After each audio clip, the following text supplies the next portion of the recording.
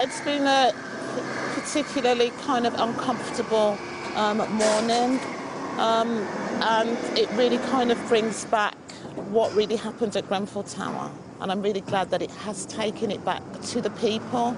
Grenfell Tower is not just about a building, it really is about the people, and I hope that people remain at the heart of the inquiry as it goes on. I'm standing here with Clary Mendy, who's a cousin of Mary Mendy, and Khadija Say, who died in the fire. She's giving her commemorative testimony this afternoon.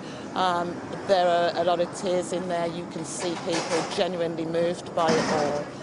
And as I said, I'm hoping that that is kind of the stance that the public inquiry take forward. It's a people thing, it's not a building thing.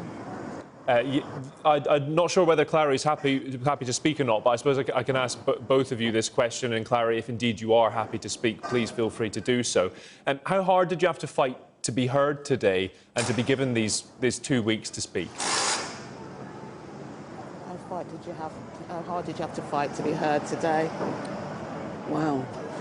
This should have been happening 6 months ago.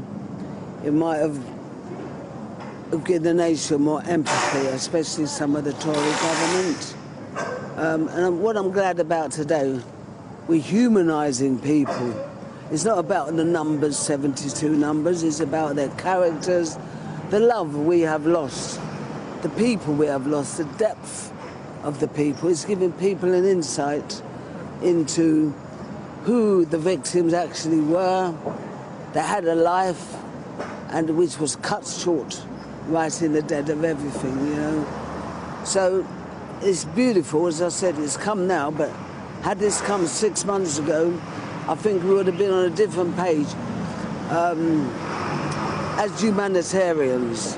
And a lot of people, some people even sick of hearing about Grenfell, so I hope this rings bells and resonates and brings it home. It's not about 72 members.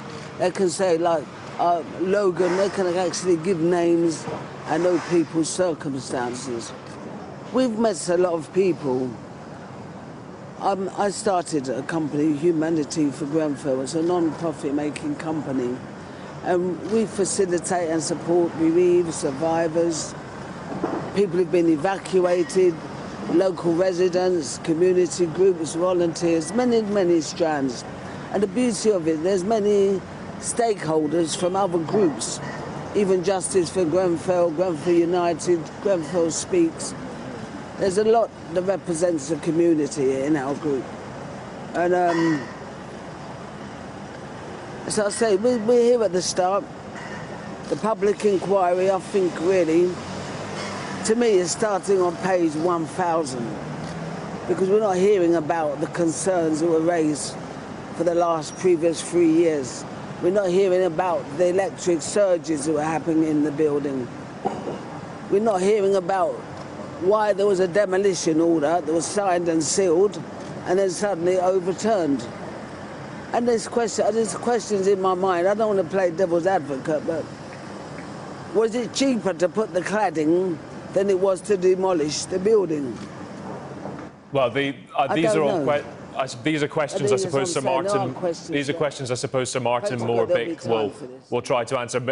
Clary, I'm sorry, because I realise you're not on an earpiece, so I know it's quite hard for us to chat. But Yvette, you are, so I will ask you with regards to Sir Martin Moore-Bick and the fact that you are being heard today, and the new members of the panel going forward into phase 2, do you have more confidence than you did 6 months ago?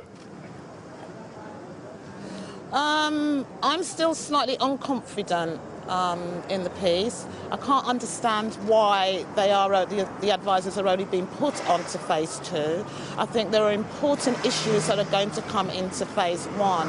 One of the things we're relying on those additional panel members to do is to actually keep people at the heart of the inquiry. And I know they're saying there's going to be kind of like, you know, complex technical terms, etc. But actually giving those things across in plain English and keeping people central to that is actually one of the litmus tests for the inquiry in terms of how inclusive it really is. So I think confidence is growing. I also think this process of the bereaved families giving their testimonies I can see this morning that they're gathering a lot of strength and they're becoming stronger. And I think when the next part of phase 1 starts, I think they're going to be a force to be reckoned with.